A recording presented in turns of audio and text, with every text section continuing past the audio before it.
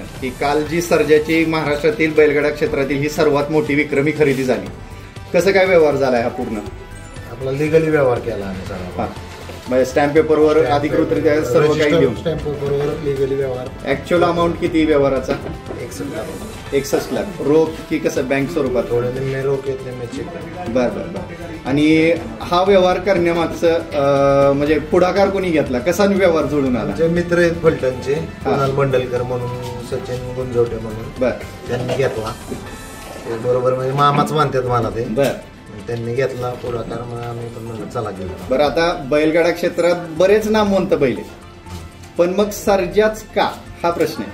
पहिली गोष्ट सर्जा म्हणजे खिलार जातीचा बैल आहे आणि सर्जाचा पळ आवडतो मला. जो अख्खा तो पुढे फेकून देतो स्वतःला, तो आवडतो. आणि सर्जाचं म्हणजे फॅन फॉलोअर्स तर इतके आहेत की त्याला माफ नाही. आणि तालुक्यातला बैल तालुक्यात राहील, 1-2-4 उद्दिष्ट मागं ठेवून आम्ही सर्जाची चॉईस केली.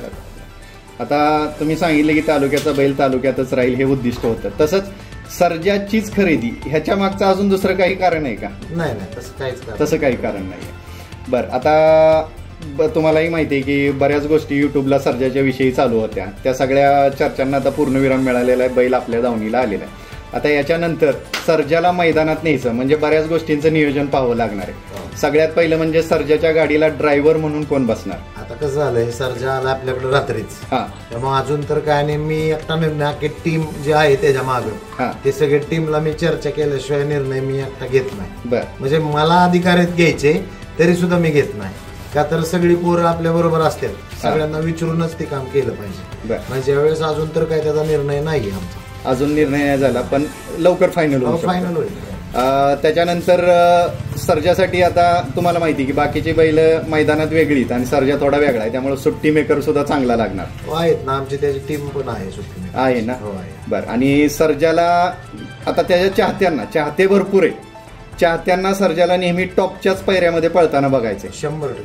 आणि काय होतं की तुम्हाला सर्जा बैल द्या म्हणून भरपूर मागण्या येतील, पण त्या टॉपच्या बैलांकडून कमी असतील, तर त्यावेळेस टॉपच्या बैलांचं नियोजन कशा पद्धतीने लावणार? शक्यतो टॉपच्याच बैलांवर पळवणार, नाही तर सरळ आपलं पवनी घालायची दारात उभा. बरं, चाहत्यांना निराश करायचं नाही. आपल्याला बी व्हायचं नाही चाहत्यांबरोबर, आपल्याला बी गुलालच पाहिजे. म्हणजे हे स्वतः मालक सुद्धा सर्जाचे फॅन आहेत की सर्जाला गुलालातच बघायचंय, त्यामुळं सर्जाला आणि चाहत्यांना लवकरच कोणत्या मैदानात तुमच्या बॅनर खाली पळताना दिसणार आहे? वडकी मैदानात पळणार आहे, उरुळी देवाची मैदानामध्ये. उद्याच आहे ते 9 तारखेला मैदान, तर त्या मैदानाला सर्जाचा पायरा वगैरे काय झालेला आहे, टॉपचाच असणार आहे. बरं, आता त्याच्यानंतर साधारण एक सर्जाचं एक रुटीन असते की सर्जा जास्त पळत नाही, त्याला जास्त दाट पळवला जात नाही, तर तुम्ही कशा पद्धतीने त्याला पळवणार? आम्ही म्हणजे सर्जाचे म्हणून नाही, आमच्या दावणीला हेड झालं. सर्जाला जास्त दाट पळवलं जात नाही, तर तुम्ही त्याला किती दिवसाच्या गॅपनं पळवणार? आमचं म्हणजे पहिल्यापासूनच रुटीन आहे. जी पहिली जी बैल होती, आम्ही बैलाच्या कलाने बैल पळवतो. आम्ही आमच्या म्हणण्याने बैल नाही पळवतो. तो फ्रेश दिसला, तो उड्या मारत असला घरी की फ्रेश असेल तरच न्यायचा, नाहीतर मग नाही मैदान.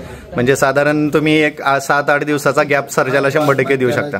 समजा त्याला 5 दिवसाचा पाहिजे, 5 दिवसाचा एक अंदाज घेतो आम्ही, 1-2-4 मैदान पळून याला किती दिवसाचा गॅप पाहिजे, मग त्यानुसार आम्ही त्याला पळवतो. दादा, आता मगाशी तुम्ही सांगितलं की सर्जाला आपण नेहमी टॉपच्याच पैऱ्यात पळताना बघणार, पण बऱ्याच वेळा कसं होतं मैत्री संबंध जपावे लागतात, त्यावेळेस सुद्धा कसं होतं, आता मैत्री संबंध तर आहेतच, नाही हा भाग नाही, पण कमीत कमी सर्जा बरोबर पळणारा तर पाहिजे ना बैल. बरोबर आहे की आपण म्हणजे गोरगरीबाला सुद्धा बैल देऊ असं काय नाही, कोणाला द्यायला, मग त्याचा बैल पण पळला म्हणजे बैल सगळ्यांना मिळणार, फक्त अट एकच असणार की सर्जाच्या तुम्ही आता आमच्या तोडीनं पळणार सध्याला.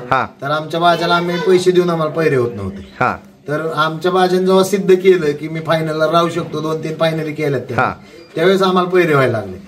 मग ज्याचा कोणाला गरीबाला सुद्धा माझा बैल द्यायचा असेल तर त्यांच्या बैलाने मला सिद्ध करून दाखवलं, पळतोय तर आम्ही 100% देणारच, काय विषय नाही. म्हणजे सर्जाला दुसऱ्या कोणावर पैरा करायला सुद्धा तुमच्या हरकत अजिबात नसणार आहे. चालेल, धन्यवाद दादा, तुम्ही आम्हाला वेळ दिला मुलाखतीसाठी. आणि चाहत्यांची जी इच्छा होती की हे प्रश्न चाहत्यांनी सांगितलेले की भैयांकडून जाणून घ्या की सर्जाचं नियोजन कसं चालणार आहे. नियोजन आपलं सर्जाच्या मनावरच चालणार आहे ना, माझ्या मनावर मी मालक झालो म्हणून ना, कोणाच्याच मनावर, त्याच्याच मनावर नियोजन चालणार आहे. त्याला जर 5 दिवसांनी पळायचं असेल फ्रेश असेल तरच बैल बाहेर येणार नाही तर येणार नाही. चालेल, धन्यवाद दादा. आता ज्येष्ठ मालक आपण म्हणू शकतो. दादा नमस्कार. आपलं नाव काय? पांडुरंग तुळशीराम पवार. काय सांगचाल, सर्जा आपल्या दावणीला आलाय? आनंद झालाय ना. बर, सर्जाविषयी तुम्ही अगोदर बरंच ऐकलं असेल, त्याच्या शर्यती बघितल्या असतील. आता तो आपल्याकडे येणार आहे, आपल्या मुलाच्या नावानं पळणार आहे. काय आनंद कसा आहे? आनंद, फार आनंद झालाय. कारण सर्जा आता पंचम हिंद केसरी आहे आणि तो आपल्या दावणीला इथं दाखल झालेला. कालपासून तुम्ही काय अनुभव घेतला सर्जाचा? कसा वाटतोय सर्जा तुम्हाला? तसा शांत आहे तो.